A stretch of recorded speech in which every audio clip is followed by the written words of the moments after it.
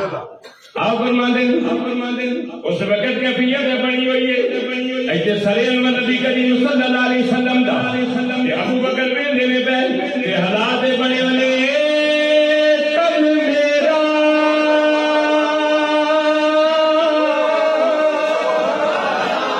इतसे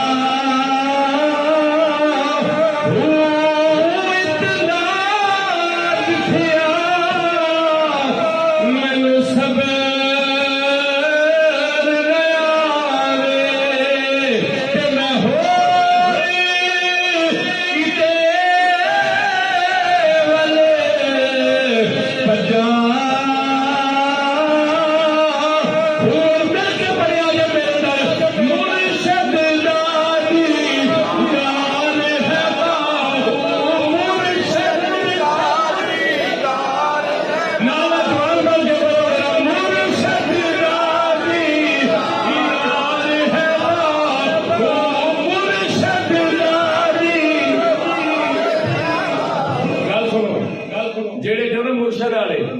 ओदे अपने मुर्शद नूं कर लो याद नहीं तो फिर सारे रल के मदीने वाले मुर्शद नूं याद अखां खुलियां रखनियां ते तुहाडी मर्जी अखां बंद करनियां ते तुहाडी मर्जी मिल के ना पढ़िया जे तेरी मेरी आवाज मदीने पाक जा